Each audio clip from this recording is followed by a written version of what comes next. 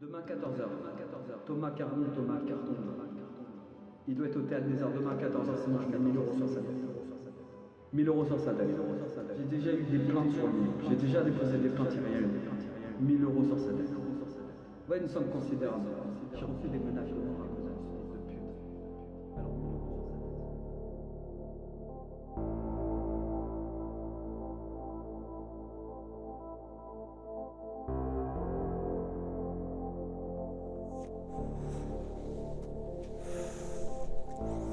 Mesdames, Mesdemoiselles, Messieurs, bonjour.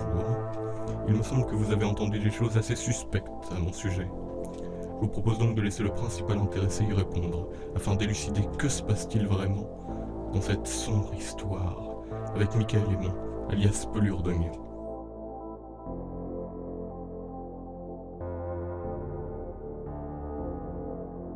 Tout a commencé en 2018. J'étais avec des amis dans un parc, quand tout à coup est apparu celui qui allait devenir Pelure d'Oignon. Il nous aborda et demanda à nous interviewer sur le sujet des mangas. Il se présenta à nous en nous disant qu'il était passé dans Salut les Geeks. Je n'avais pas encore idée du personnage que je venais de croiser. Puis un an plus tard, une amie avait partagé un de ses statuts sur Facebook. Je me rappelais aussitôt son existence. L'envie d'aller le voir de plus près m'envahit. Nous avons pris un verre et après ce dernier, je ne me doutais pas que rien ne serait plus jamais pareil.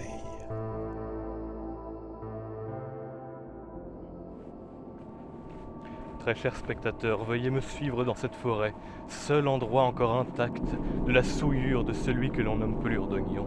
Il va y avoir un entretien, les vérités seront dites.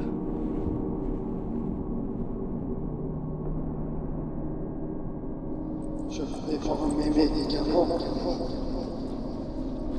Je vais prendre mes médicaments. Ce que tu m'as dit dans l'appel, ça m'a fait beaucoup mal au cœur. Vraiment. Et t'avais pas le droit. T'avais pas le droit de me dire ça. Je n'aime pas les PD, je n'aime pas les homosexuels.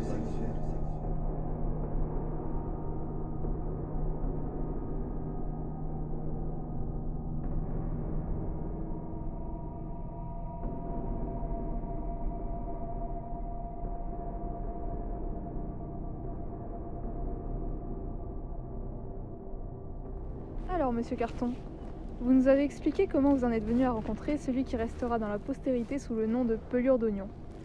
Mais pourquoi vous êtes-vous intéressé à un tel personnage? Qu'est-ce qui vous a attiré vers lui? L'odeur, principalement. J'ai suivi la trace de son odeur jusque dans des lieux absolument horribles. Non, plus sérieusement, quand je vois un tel spécimen, ça m'intéresse. Alors je me dis, tiens, pourquoi pas aller voir ce qui se trame en dessous. Alors je suis allé le voir, effectivement, comme j'ai dit précédemment, on est allé boire un verre. Sauf qu'ensuite, j'ai vu qu'il s'essayait à faire... alors à l'époque, c'était... Je crois qu'il était toujours dans... Ah oui, non, au début c'était la K-pop. Il se prenait pour une idole K-pop, je sais pas trop quoi. Alors j'ai vu un petit peu le délire, je me suis dit, bon, ça ira pas bien loin. Et au bout d'un moment, c'est bien marrant de rigoler 5 minutes, mais le type, voilà, c'est un désastre. On est d'accord, c'est un désastre. Et ouais, au bout d'un moment, je me suis dit, bon, faut peut-être arrêter. Alors au fur et à mesure, j'ai essayé de lui dire que non, les gens se foutaient de sa gueule, c'était évident, etc. Sauf qu'il n'a pas voulu écouter, il reste toujours dans ce délire-là. Alors j'ai vu un petit peu ce qui se tramait en dessous et j'ai été très déçu. Donc vous vous êtes vu souvent. Est-ce que vous êtes déjà allé chez lui? Oh oui. Oh oui. Ah oui, mais comment était-ce? Assez mortifère, nauséabond, putride même. Il y avait une puanteur putride qui s'en émanait, c'était incroyable. Par exemple, je pense que les photos qui circulent à l'écran actuellement sont un assez bon descriptif de l'horreur qui se trame chez lui. Mais bon, par exemple, une petite anecdote pour dire à quel point c'est horrible. À un moment, il était en direct sur Facebook et il fait ses trucs, je sais pas trop quoi. Et je me retourne et à côté de moi, par terre, je vois un bol empli de vieilles pommes de terre et une espèce de sauce étrange à moitié moisie dedans. Je lui fais « Mec, c'est quoi ça ?» Il me fait « Oh, donne !» Et il mange. Il mange. Oh, Il mange. dégoûtant. Nous revoilà à l'être Saint-Maclou pour quelques segments additionnels, étant donné que la dernière fois que nous avons filmé c'était dans la forêt, les questions n'étaient pas préparées ou quoi que ce soit. Donc nous voilà ici pour combler les vides. Mais qu'est-ce qui s'est passé pour que vous ne vous entendiez pas avec Pelure d'Oignon au départ? Eh bien au départ de sa part venait une grande jalousie, parce qu'à force de se montrer en présence de moi sur les réseaux sociaux, donc sur Facebook à l'époque, beaucoup de gens se sont rendus compte que c'était peut-être plus intéressant d'avoir, au lieu du gnome qu'ils avaient habituellement, sans vouloir me vanter, quelqu'un de plus intéressant. Alors au bout d'un moment les gens ont commencé à me réclamer plus que lui. Et les filles étaient intéressées par moi plus que lui évidemment. Je vais vous expliquer comment ça a commencé. Depuis que j'ai connu Thomas, je vois qu'il a du succès avec les filles que je connais. Putain!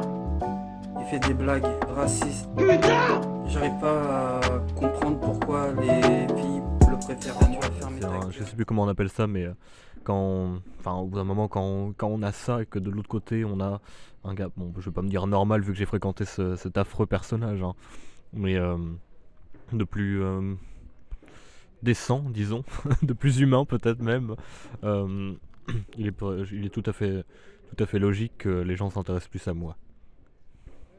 Et c'est pour ça qu'il a pété un câble, il a fait plusieurs fausses tentatives de suicide, il nous mettait des faux messages, des faux articles dans les journaux aussi avec génère ton affiche.fr, une connerie comme ça, je sais pas quoi, génère ton annonce.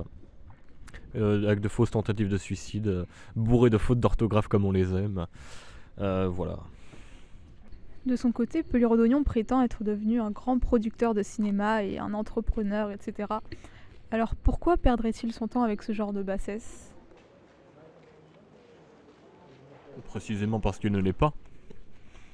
Déjà à l'époque, il était en permanence sur les réseaux sociaux à se plaindre, à dire alors oui, maintenant je serai célibataire à vie.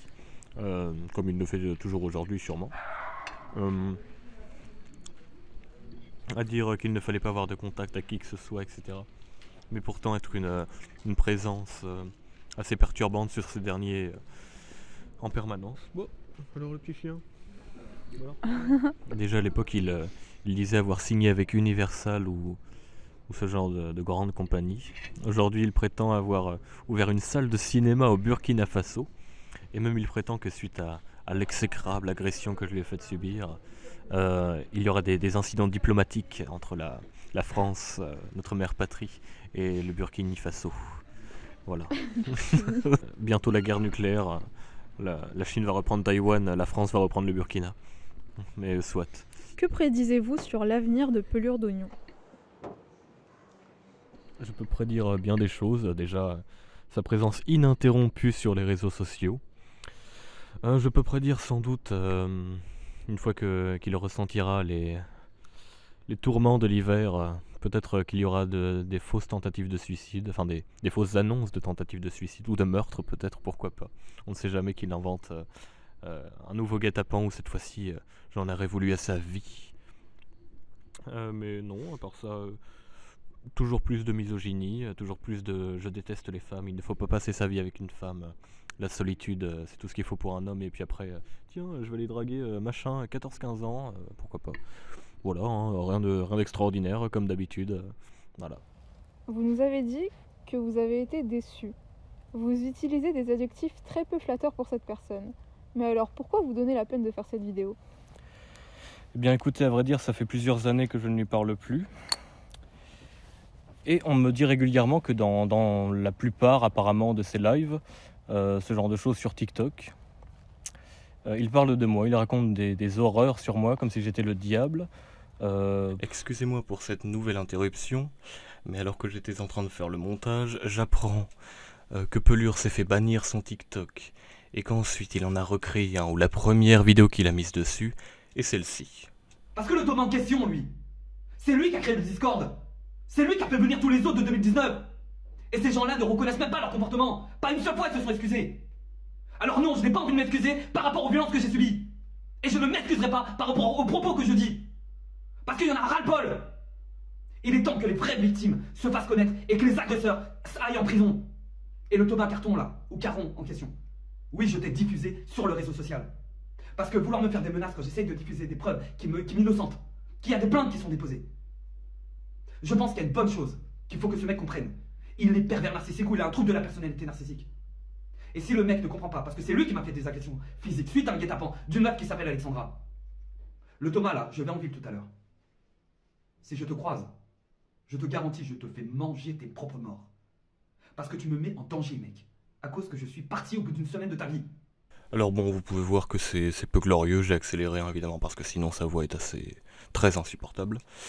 J'ai tout de même relevé certains points sur lesquels je voudrais répondre. Il a créé le Discord, il a fait venir tous les autres de 2019. Alors bon, j'ai créé aucun Discord, j'y vais une fois par mois pour voir si j'ai des messages et j'en ai pas. Voilà. Et toute ta communauté, enfin, si on peut appeler ça une communauté disons, de 2019, je pense que tu les as rameutés très bien tout seul. Hein. Je pense pas que tu aies besoin de mon aide sur ce coup-là. Ensuite, nous avons... Oui, donc je suis une victime, blablabla, blablabla. Laisse-moi te répondre sur le fond à ce sujet-là. Ce qui se passe actuellement, c'est pas juste que tu vis une vie de merde.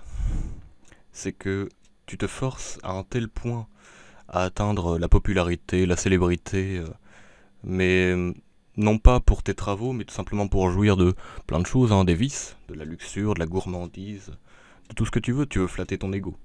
Alors premièrement, tu devrais te contenter de faire ce que tu es fait pour faire, et ce n'est pas la K-pop, ce n'est pas être un pseudo-entrepreneur qui récite des phrases toutes faites ou ce genre de choses.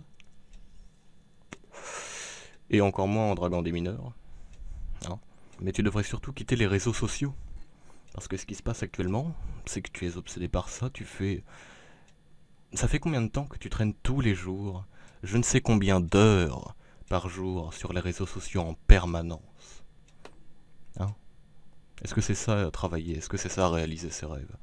Je ne pense pas. Alors non, tu n'es pas une victime. Tu n'as peut-être pas eu de chance dans la vie. Ah oui, mais c'est le cas d'à peu près tout le monde. Hein. Bon. Alors ce n'est pas la peine de venir pleurnicher lorsque tu alimentes ces choses-là. Et ce n'est pas en essayant de te faire passer pour une victime que tu attireras la compassion. Au mieux, tu attires le spectacle, c'est ce que tu fais actuellement. Tu es le bouffon du roi, même pas le bouffon du roi, tu es le bouffon du bouffon à ce niveau-là. Au bout d'un moment, tu n'es pas un grand maltraité de la vie ou de la société sur lequel tout le monde crache dessus en permanence. Tu n'es pas cet être qui mérite tant après tout ce qu'il a vécu, non. Tu es un gars. C'est aussi simple que ça. Alors maintenant, si tu veux vraiment progresser dans la vie, déjà je te conseille de quitter les réseaux sociaux, la vraie vie n'est pas là. Vivre dans ce monde-là ne t'apportera rien, strictement rien. Peut-être que tu peux, je sais pas, retourner aux Antilles, arrêter de nous faire chier en France. Je sais pas, ils ont eu le RSA là-bas ou la hache, peut-être que tu touches ça. J'en sais rien, mais au bout d'un moment, arrête. Parce que tu te rends compte que c'est pas sain pour toi, que tu vis comme ça depuis des années. Et tu vas nous dire, oui, mais c'est à cause de Mathieu Sommet.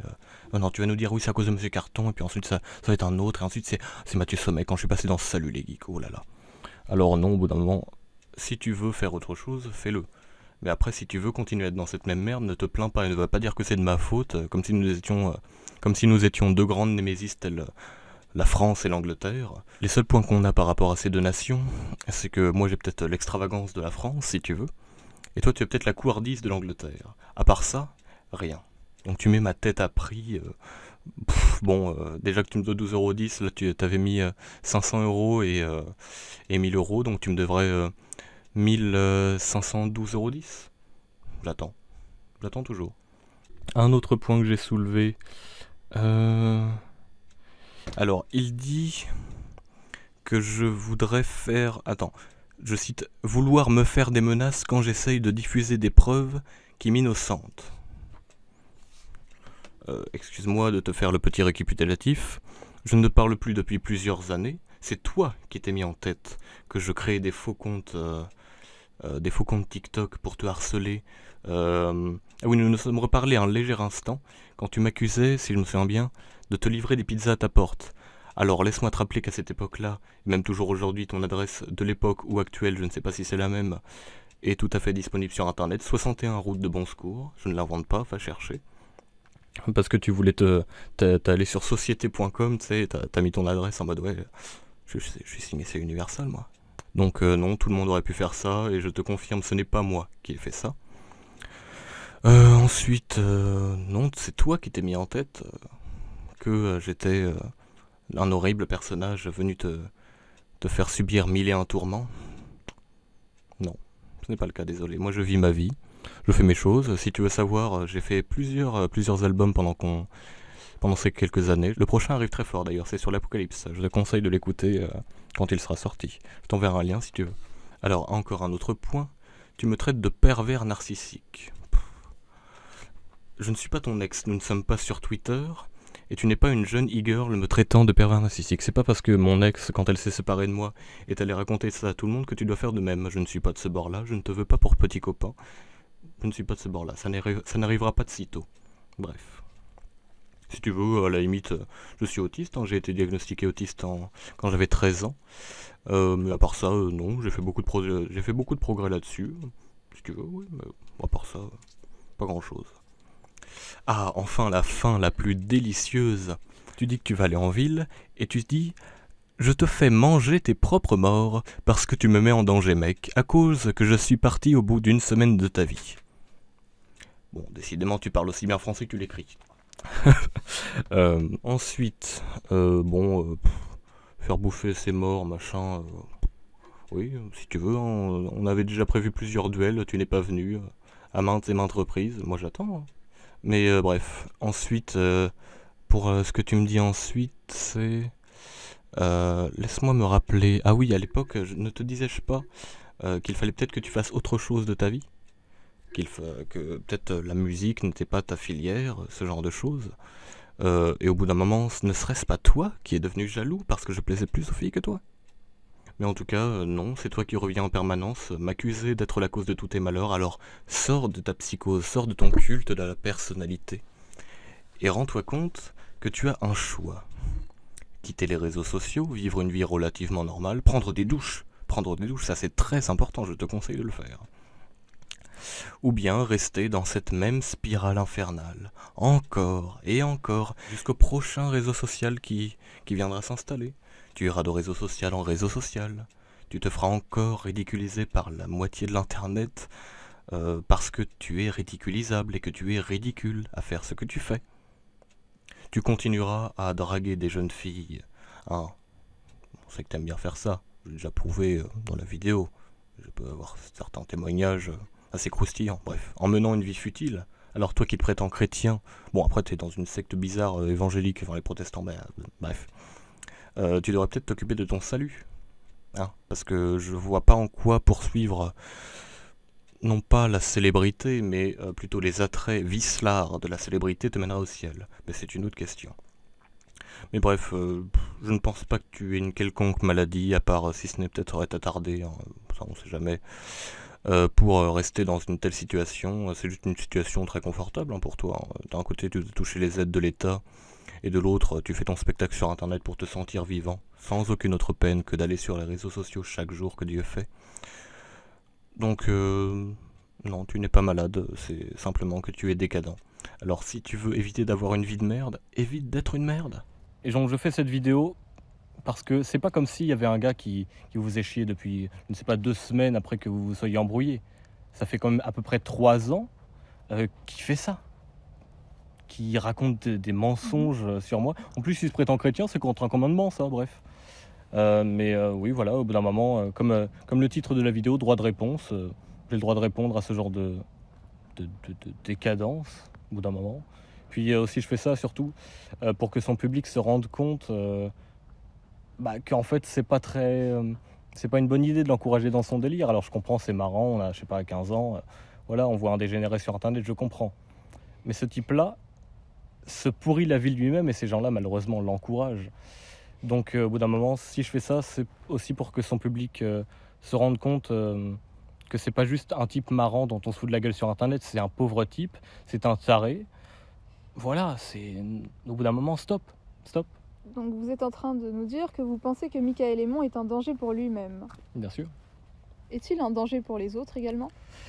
Ah, justement, là, c'est l'aspect le plus le plus horrible de sa personne. Alors c'est bien beau de le traiter de pelure d'oignon, d'horrible créature, c'est très romanesque, mais une des raisons... Si je puis me permettre, pourquoi pelure d'oignon? Pelure d'oignon, simplement parce qu'un jour j'ai bu un rosé absolument immonde qui s'appelait pelure d'oignon, et je lui ai donné ça comme surnom, je trouvais que ça lui allait très très bien. Je trouve aussi. Merci. Et ensuite, donc, l'aspect le plus crasseux, le plus horrible, le plus décadent de sa personne, ce n'est non pas le numéro assez tragique, assez triste qu'il fait sur Internet, mais c'est surtout sa pédophilie. Je pense que certaines captures d'écran maintenant défilent sur l'écran. Ce sont des choses qu'il a envoyées à des mineurs. Il a été justement sous curatelle renforcée. Alors je ne sais pas si c'est la raison, mais il a été sous curatelle renforcée pour une raison ou pour une autre. Mais aussi, il a suivi une adolescente jusque chez elle. Et il a failli être condamné, comme la capture d'écran le prouve, parce que lorsqu'il était dans sa vingtaine, il a voulu coucher avec une gamine de 12 ans. Alors, c'est pas juste un petit numéro sur Internet. Au bout d'un moment, ça va bien plus loin. Et ouais, non, là, je pense que la morale de beaucoup de gens serait touchée, troublée. Et que j'espère que ça les incite à réfléchir sur le genre d'idiotie qu'ils encouragent. Et encore, je vous garde la vidéo où il se masturbe frénétiquement. C'est assez abominable. Le seul détail que je pourrais divulguer à ce sujet, c'est que on dirait que son prépuce est fermé, qu'il y a tellement de fromage que c'est cousu comme avec un fil. Voilà. Je suis un pédophile, j'ai un problème mental, j'en ai rien à foutre. Voilà. Merci de nous aider à visualiser. Il raconte ces derniers temps qu'il s'est fait agresser et que ce serait par vous. Pouvez-vous répondre de ces accusations? Absolument. Donc effectivement, j'ai eu l'occasion de voir notre pelure d'oignon dans la rue. Alors j'ai essayé vite fait de lui dire que ça ne m'intéressait pas, de lui dire calmement que ça ne m'intéressait pas, que j'ai pas TikTok ou je le harcèle pas ou je ne sais quoi. Monsieur a voulu tout de suite faire ses gamineries, à marchander, etc., etc. Alors au bout d'un moment, je lui ai mis 2 coups puisque c'est comme un enfant. Au bout d'un moment, c'est très bien de lui expliquer les choses, d'être pédagogue, mais s'il se prend pas une tarte dans la gueule, il va pas comprendre à un moment. Voilà, c'est aussi simple que ça. Donc voilà pourquoi je suis allé agresser horriblement dans la rue notre chère pelure d'oignon. Mais de ce que je vois, il vous menaçait aussi de mettre votre tête à prix. 500 €, 100 €, 1000 €, ça variait beaucoup. Alors, n'était-ce pas de la légitime défense, finalement? Alors je pense que du point de vue républicain de la chose, ce n'est pas de la légitime défense, non. Mais du point de vue typiquement normal, absolument. C'est comme le fait d'être allé porter plainte ou je ne sais quoi. Mais qui fait ça? Faut vraiment être un PD pour faire ça. Mais même, ça me rappelle dans le royaume de France, on avait les lettres de pardon du roi. C'est-à-dire, si par exemple un certain crime ou délit, tout dépend de son intensité bien sûr, était commis pour réparer l'honneur, mais il pouvait être totalement gracié. C'est aussi simple que ça. Alors non, la légitime défense, en vérité, ça en est. En juridiction, non. Merci pour ces éclaircissements, Monsieur Carton. Bonne fin de journée et loué soit Jésus-Christ. Loué soit Jésus-Christ également. Chers spectateurs, maintenant le choix est vôtre. Un duel à mort ou bien l'expulsion de pelure d'oignon aux oubliettes? À vous de choisir.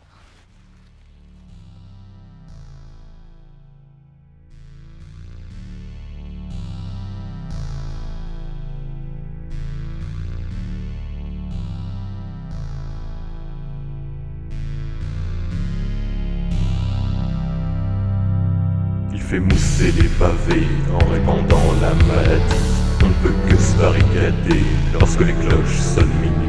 Les nourrissons se mettent à pleurer, c'est que pelure est sortie. Vois-tu, pelure d'oignon, ta spirale infernale n'est que l'œuvre de ton nom. C'est toi qui te fais du mal. Tu attaques mon honneur en répandant tes mensonges. Mais bientôt viendra l'heure où tu n'existeras qu'en songe. Il est temps que les vraies victimes se fassent connaître.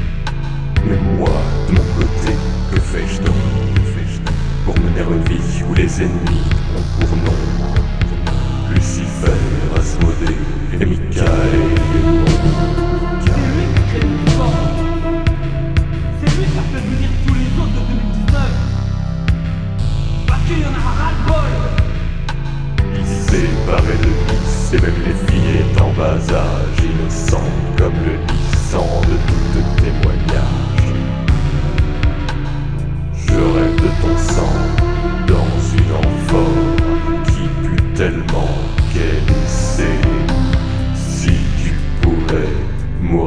encore, je serai volontiers le meurtrier.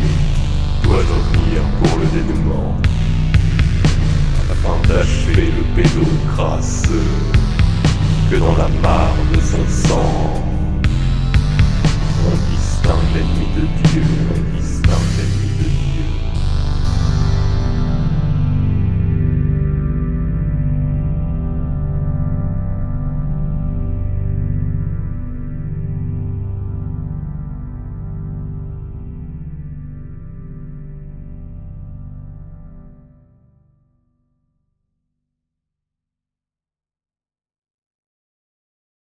Physiquement, elle faisait pas 12 ans, quoi.